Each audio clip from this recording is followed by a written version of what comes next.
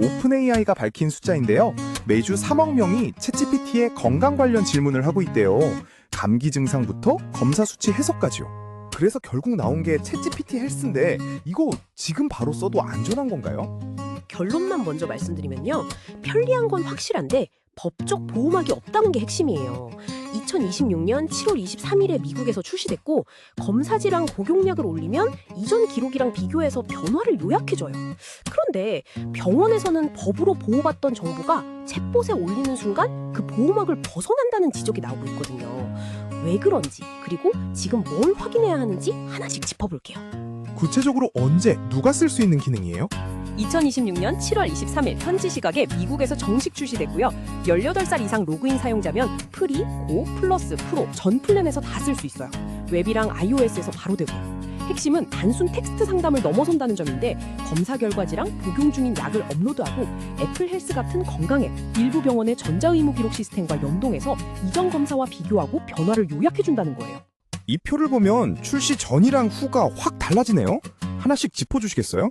네, 이 표를 보시면 5가지 항목으로 비교되어 있는데요. 정보 입력 방식이 매번 텍스트로 설명하던 데서 검사지랑 복용약 업로드에 앱 연동으로 자동 반영되는 방식으로 바뀌었고요. 데이터 연속성도 대화 세션 안에서만 참고하던 게 이전 검사와 비교해서 변화 추이를 요약해주는 걸로 바뀌었어요. 연동 대상은 아예 없다가 애플 헬스, 원메디컬, 펑션 헬스, 에픽, 오라클 헬스 기반 EMR까지 늘었고요. 제공 플랜은 프리, 고, 플러스, 프로 전 플랜으로 같은데 지원 플랫폼은 웹, iOS, 안드로이드 전체에서 웹이랑 iOS로 좁혀졌다는 게 흥미로운 부분이에요. 안드로이드가 빠졌다는 게 좀 의외인데 그럼 실제로 AI가 뭘 해주는 건지 정리해 주시죠. 맞아요. 웹이랑 iOS 중심으로 먼저 열렸어서 안드로이드 사용자는 당분간 웹 브라우저로 접근해야 해요. 실제 작업은 3가지로 정리되는데요. 첫째, 새 검사 결과를 이전 검사 결과와 자동으로 비교해줘요. 둘째, 지난 진료 이후 시간이 지나며 무엇이 바뀌었는지 요약해주고요. 셋째, 수면이나 활동 데이터를 최근 컨디션이나 일상 패턴과 연관지어 설명해줘요. 다만 오픈 AI 스스로도 이걸 진단 도구가 아니라 정보 정리와 참고용 보조 도구로 포지셔닝하고 있다는 점이 중요해요. 이런 서비스가 챗GPT 헬스 하나만 있는 건 아니잖아요. 시장에서 유형을 나눠보면 어떻게 되나요? 이 표를 보시면 3가지 유형으로 나뉘어요.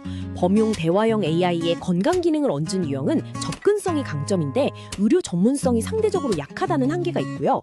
웨어러블이나 건강 앱 전문 분석 유형은 특정 데이터를 심층 분석해주지만 대화 유연성이 낮아요. 마지막으로 병원 EMR 연계형은 원천 진료 데이터 신뢰도가 높은데 소비자 접근성이 낮다는 한계가 있죠. 챗GPT 헬스가 택한 전략은 이 셋을 직접 다 만드는 게 아니라 서로 연결하는 방식이에요. 이걸 가능하게 한 기술이 뭐예요? 그냥 대화 모델에 파일 업로드만 붙인 건 아닐 것 같은데요. 2가지가 결합돼 있어요. 하나는 API 기반 외부 연동 인프라인데 애플 헬스나 원메디컬, 펑션 헬스, 에픽, 오라클 헬스 기반 EMR과 연결되려면 각 플랫폼이 제공하는 표준화된 데이터 접근 방식이 필요하거든요. 다른 하나는 의료 시나리오 기반 모델 튜닝이에요. 오픈 AI가 밝히기로는 의사들이 출시 전 건강 관련 시나리오 개발과 테스트에 직접 참여했대요. 이 2가지가 합쳐지면서 변화 요약 기능이 가능해진 거죠. 근데 이게 진단의 정확성을 보장한다는 뜻은 아니라는 점 다시 한번 짚어야 해요. 그럼 이제 진짜 궁금한 걸 물어볼게요. 오픈 AI가 안전장치라고 내세운 게 뭐예요? 공식적으로 2가지를 강조했어요. 하나는 의사들의 시나리오 개발과 테스트 참여. 다른 하나는 공유된 건강 기록을 모델 학습이나 광고 타겟팅에 사용하지 않는다는 약속이에요. 그런데 여기서 업계가 짚는 핵심 문제가 있어요. 미국의 의료정보보호법 하이파는 병원이나 보험사 같은 곳을 법적 적용 대상 기관으로 분류해서 강력한 법적 책임을 지우는데 챗GPT 같은 소비자용 AI 서비스는 이 적용 대상 기관이 아니라는 지적이 나온다는 거예요.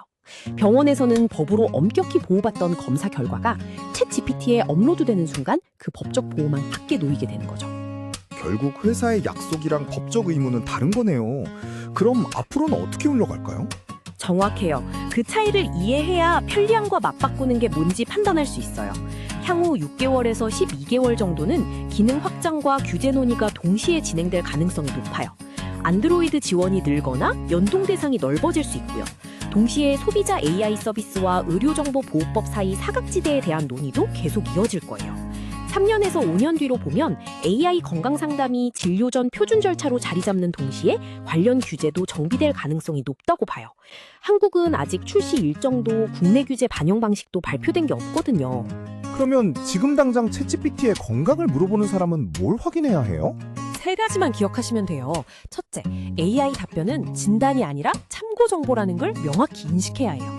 둘째, 주민등록번호나 검사지 실명 같은 민감 정보는 지우고 질문하는 게 안전해요. 증상이나 수치 상담은 개인 식별 정보 없이도 충분히 가능하거든요. 셋째, 약 변경이나 중단은 반드시 의사와 상의해야 해요. AI 설명이 아무리 그럴듯해도 실제 처방 변경의 권한과 책임은 의료진에게 있으니까요. 정리하면 지금은 한국 출시 전이니까 이 3가지만 습관으로 만들어두면 되겠네요. 오늘 유익한 정보를 들려주신 유나님께 감사드립니다. 알아두면 쓸모없는 정보 매일 하나씩 정리해드립니다. 다음에도 더 유용한 정보로 찾아뵙겠습니다. 감사합니다.